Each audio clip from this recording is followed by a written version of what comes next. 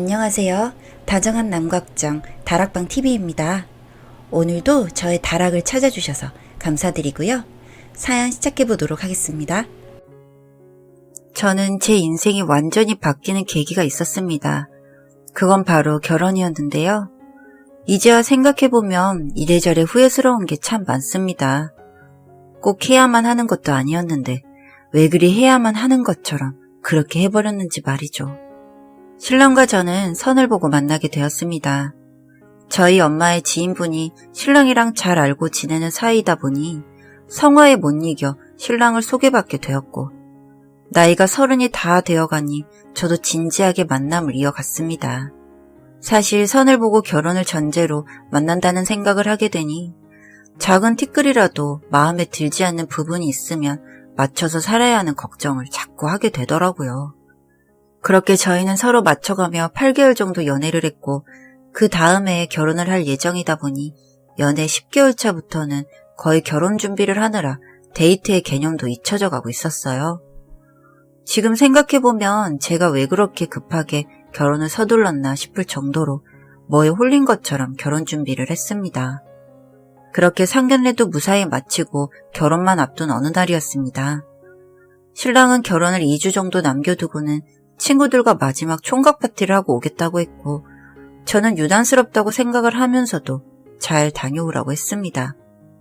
그리고 다음날 신랑이 다 와간다는 전화에 신혼집 베란다에서 밖을 바라보고 있었는데, 친구의 차에서 신랑이 내렸고 제가 신랑을 부르려고 소리를 지르려는 찰나 친구의 차에서 친구가 신랑에게 뭔가를 던지더라고요. 그게 그런데 언뜻 보아도 여자의 속옷이었습니다.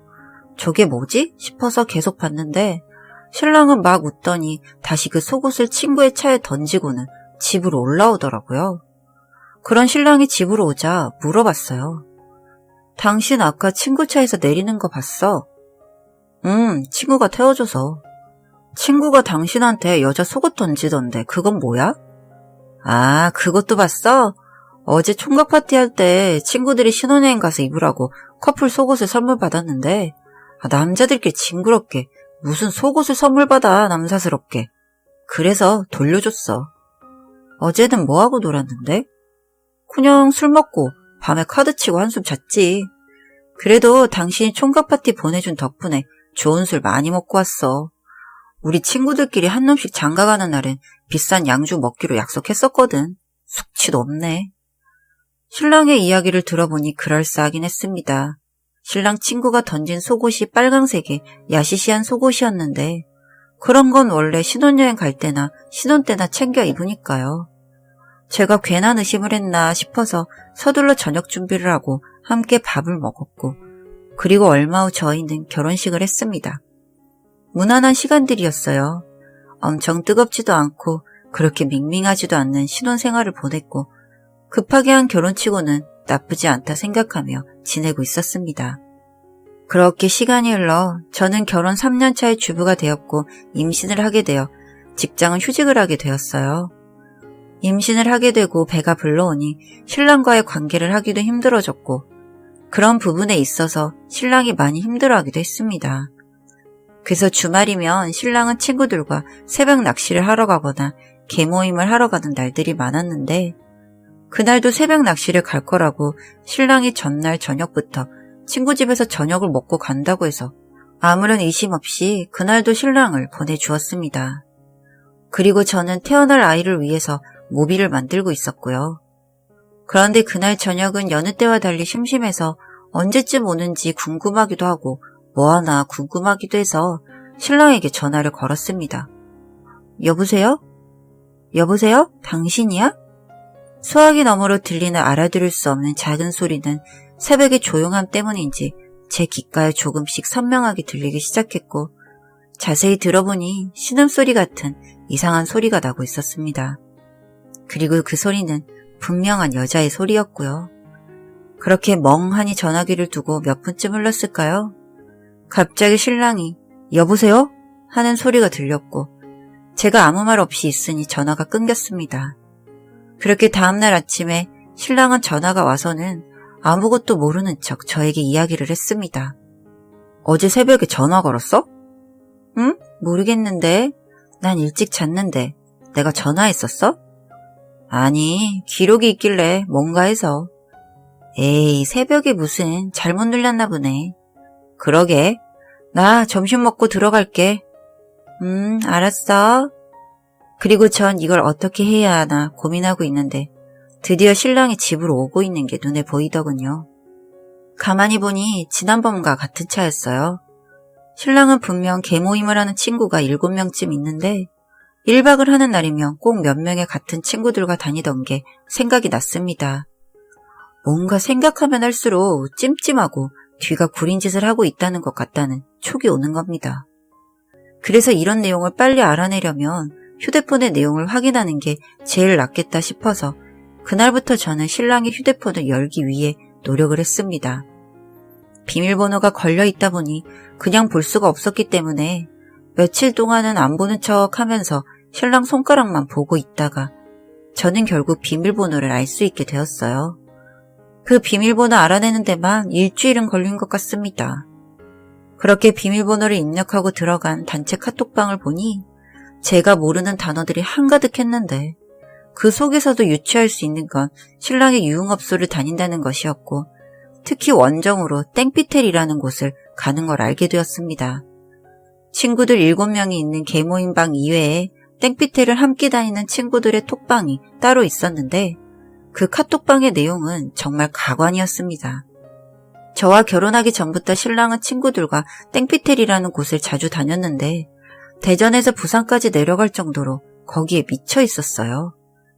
그리고 그 카톡방에서 결혼 전 총각 파티를 한다고 했던 날의 기록이 있었는데 신랑이 자주 찾는 아가씨가 있는데 그 아가씨가 신랑이 결혼한다고 본인이 입고 있던 속옷을 벗어서 선물로 신랑에게 줬다고 되어 있더군요. 그래서 친구는 그 속옷을 가져가라며 톡을 보냈는데 신랑이 당연히 가지러 갈 테니 잘 보관해두라고. 그것 때문에 와이프한테 걸릴 뻔했다고. 다음번에 와이프 만나면 그때 속옷 선물해줬다가 본인이 부끄러워했다면서 말을 해주라고 입을 맞추는 내용들까지 있더라고요.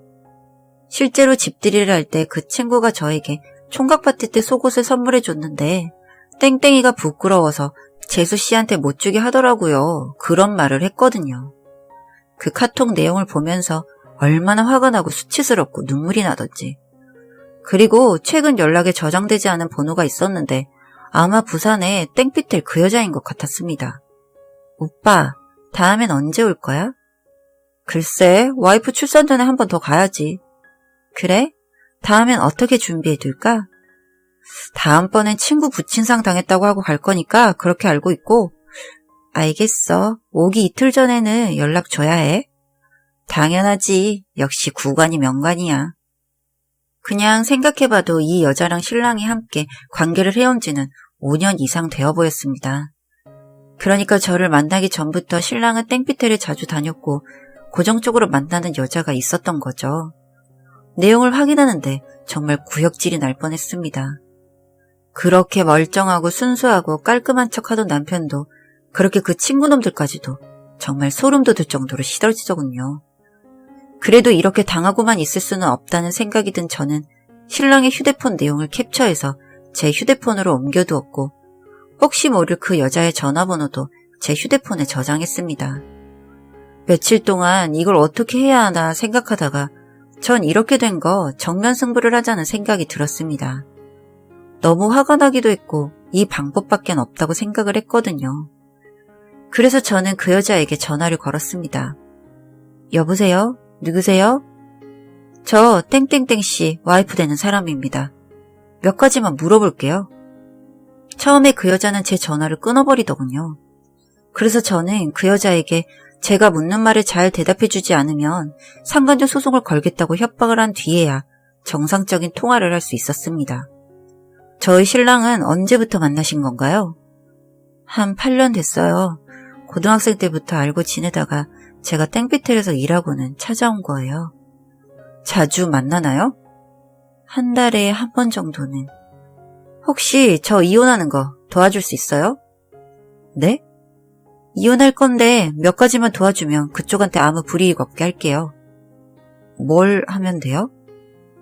그렇게 제가 그 여자에게 요구한 사항은 신랑과의 통화 내용과 침대에 함께 있는 사진이었습니다. 사실 이 제안을 하는 데는 저도 두 가지 결과가 있을 거라고 생각을 하긴 했습니다.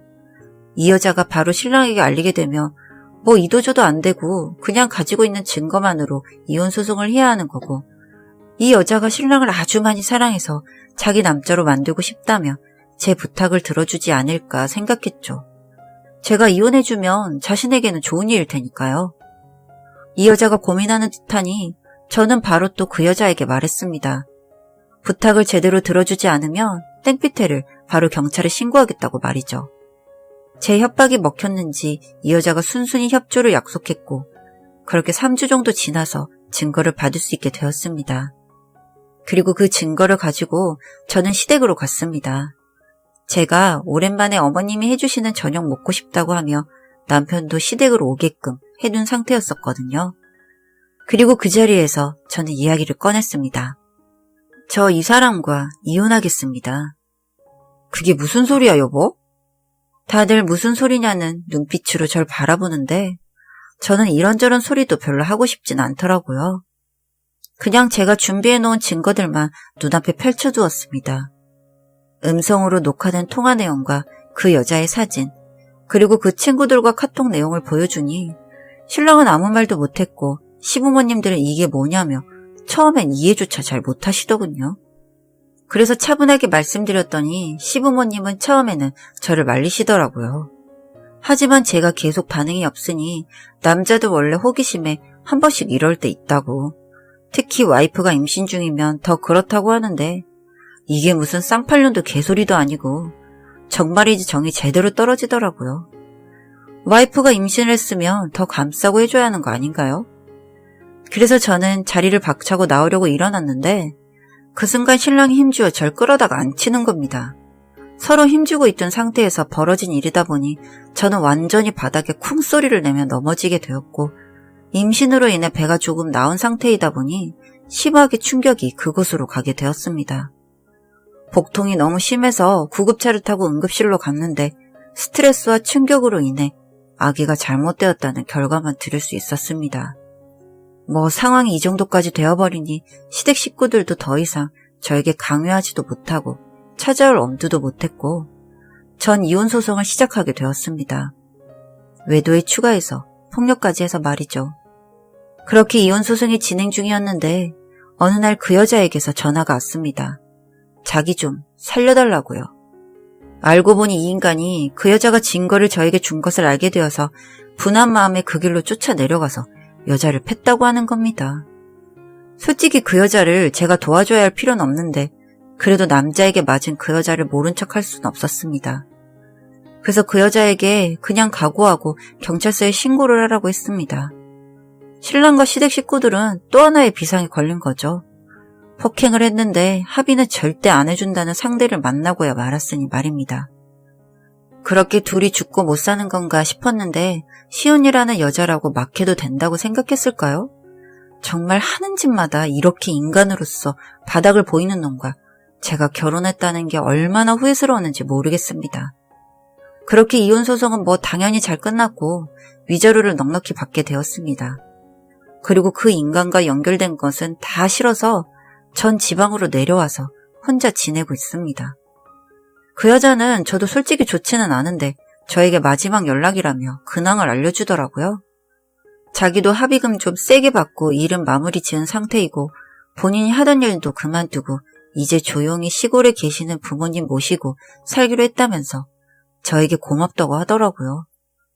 신랑은 이혼해 경찰서까지 들락거리고 게다가 아주 더럽게 놀았다는 게 회사에도 알려져 퇴사 공고를 받아서 그렇게 백수됐나 보다 했는데 그 이후 술을 하도 퍼마시고 돌아다니다가 음주운전으로 사람까지 하나 치여서 인생 아주 완전 쫑났다는 소식까지 들었습니다.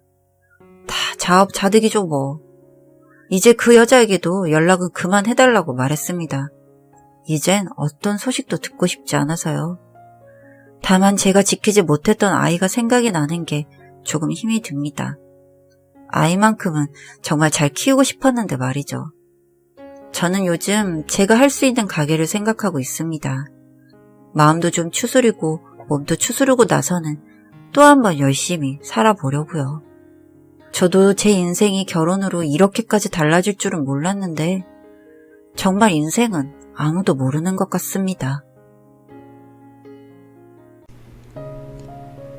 다정한 남걱정 다락방 TV였습니다. 다락방 주인에게 구독과 좋아요, 알림 설정으로 응원해주세요.